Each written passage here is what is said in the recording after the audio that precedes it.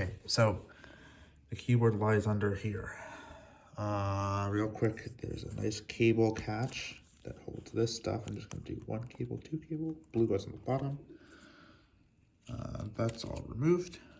Okay, this blue cable I'm following over here where it is another cable catch. There we go, blue on the bottom. And now this will kind of come clear of our whole assembly there. The blue goes to a speaker, the red goes to the right speaker.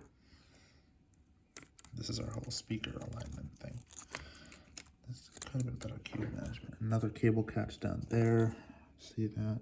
Basically these speakers get a whole bunch of cable catches. LED for our keyboards, right there, that's cool and good. I don't need to touch that. This I will need to touch. So let me get that out of the way. This is our keyboard, our trackpad here. TP for trackpad, connects to the MB for motherboard. So that's a problem because it is on top of our KB, so to speak, keyboard. So let me repurpose this tape for a moment. Ah, genius. It's stuck now. Right. This will go ahead and 1, 2, 3 screws. They look to be the same as the other screws, which is great. So one. Okay, cool. They are the same screws, but I'm going to keep them separate just in case. 2.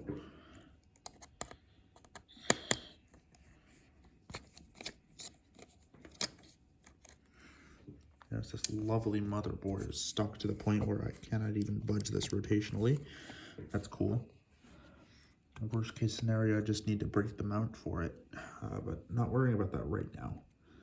Right now, we get our trackpad. Okay, so this is nice, cool, and good. This disgusting little issue right there. Here's our trackpad. Amazing. Now I can clean this. Okay. Trackpad right there. Has a nice little spring system here. That's how it works. Cool. I might take an alcohol wipe to all this. And here's our display, so I must be very careful. See, that's our display. Now,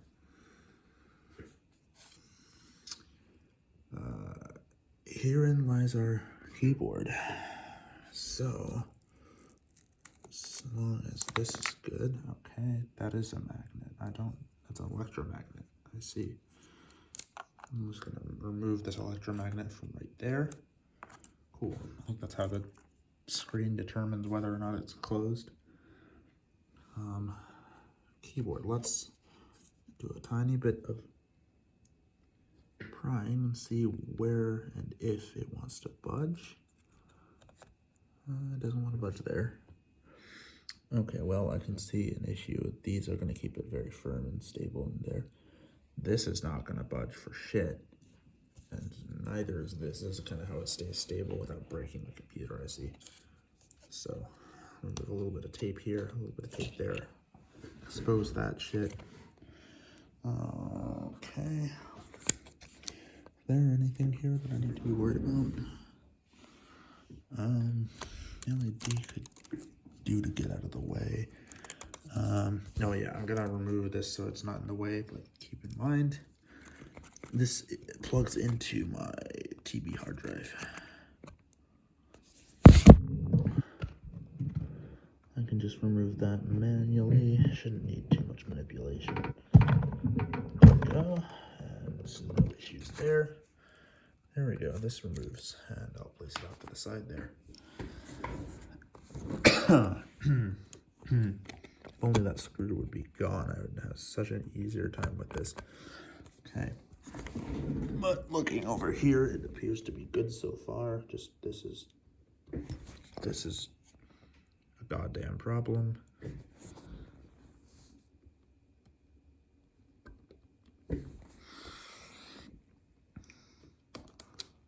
Because I don't think this thing is going to come loose. Even with the, oh God, when the world is happening. Okay. So the keyboard might be like riveted, which is what I'm not really hoping for. Let's start with these attachments here. Got the right one. Okay, some side screws here. These look identical, but again, I will separate them for safety's sake.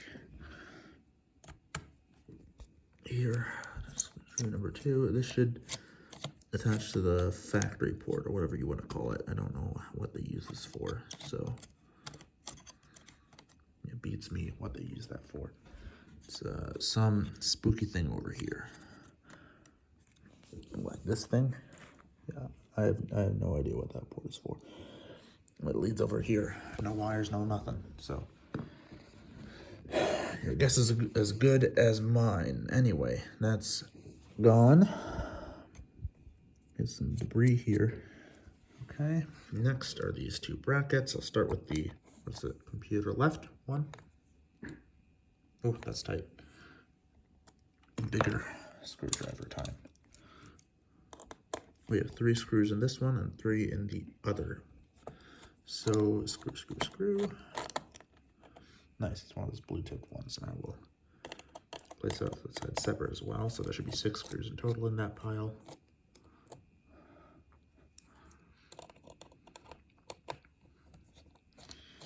Okay, now we get to see what happens with this hinge. It just, let's see. Well, that's concerning. It's not doing much of anything now. I honestly don't know what that is for. I think it's a part of the hinge, question mark? Yeah, it is a part of the hinge, so why isn't it moving? I don't want to stress it too much.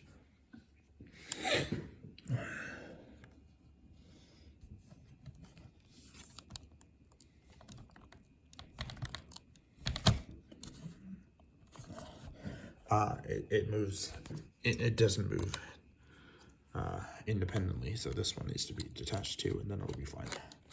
I see what's going on here. Okay, 3, 4 screws, 5 screws. It is nice to know how to disassemble one of these things, just in case you need it. Note. I have this little gasket. I have no idea where I got it from or how it got there. It might be from one of these Ringo thingos. I don't know for sure. So it probably is, see that one that's smaller? Probably was supposed to go there, but it's sure as hell not going back there. I don't see how that's possible. So we will just take this last screw. Oh God, good thing this stuff doesn't have any expensive PCB. 6 screws, and this thing should now go ahead and F off. Perhaps. I don't like how slowly that's moving. Okay, it just needs a little encouragement to go free. And by encouragement, I mean breakage.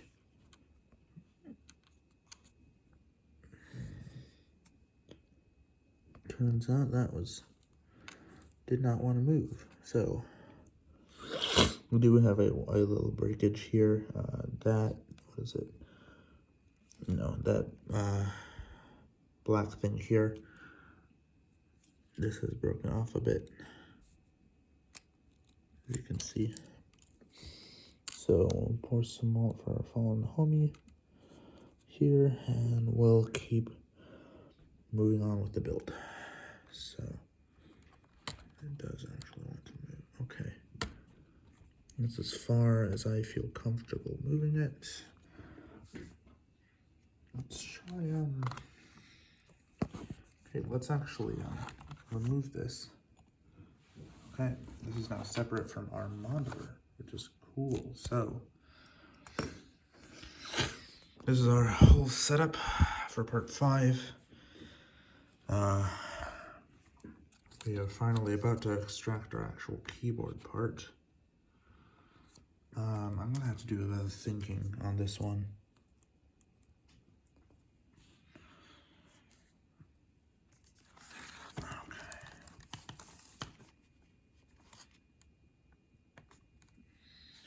How in the world is this supposed to come apart?